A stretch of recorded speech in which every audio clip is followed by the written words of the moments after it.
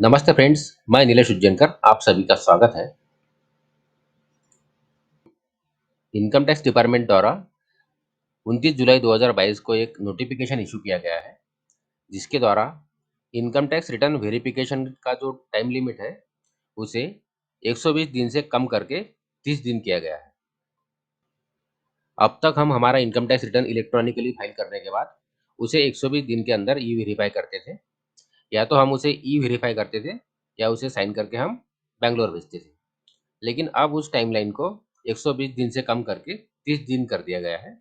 तो अब हमें हमारा इनकम टैक्स का रिटर्न 30 दिन के अंदर ई वेरीफाई करना होगा या तो साइन करके उसे बैंगलोर भेजना होगा। और ये जो नया नोटिफिकेशन इशू किया गया है, इसे 1 अगस्त 2022 से एप्लीकेबल किया गया है। 1 अगस्त 2022 के बाद जो रिटर्न्स इलेक्ट्रॉनिकली अपलोड होंगे, उनके लिए ये नोटिफिकेशन लागू रहेगा। यहाँ बताया गया है कि जो इनकम टैक्स रिटर्न इस नोटिफिकेशन के इशू होने के पहले इलेक्ट्रॉनिकली सबमिट हुए हैं, उनकी जो ई वेरिफिकेशन की टाइम लिमिट है, वो 120 दिन ही रहेगी।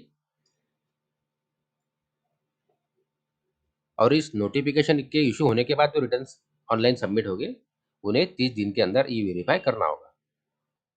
उसके बाद यह क्लैरिफिकेशन दिया गया है, अगर income tax return electronically submit करने के बाद उसे 30 दिनों के अंदर ई वेरीफाई किया जाता है, तो ऐसी केस में जिस दिन income tax return electronically submit किया गया, उस दिन को आपके रिटर्न फर्निशिंग डेट मानी जाएगी।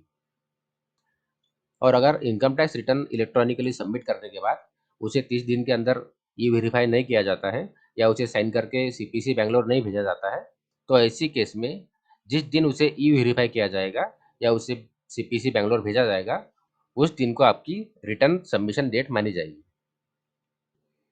और ऐसे केस में हो सकता है कि आपका जो रिटर्न है उसे लेट फाइलिंग माना जाएगा और जो भी लेट फीस लगने वाली है वो लगाई जाएगी। यहाँ और एक इम्पॉर्टेंट बात बताई गई है कि अब तक हम जब इनकम टैक्स रिटर्न साइन करके बैंगलोर भेजते थे, तो उसे हम ऑर्डिनरी पोस्ट द्वारा भी भेज सकते थे। लेकिन अब इस नोटिफिकेशन के इशू होने के बाद अगर आपको आपका इनकम टैक्स रिटर्न साइन करके बैंगलोर भेजना है, तो उसे आपको सिर्फ स्पीड पोस्ट द्वारा ही भेजना होगा। और जिस दिन आपने स्पीड पोस्ट लगाया, उस तारीख को 30 दिन का पीरियड डिटरमाइन करने के लिए कंसिडर किया जाएगा।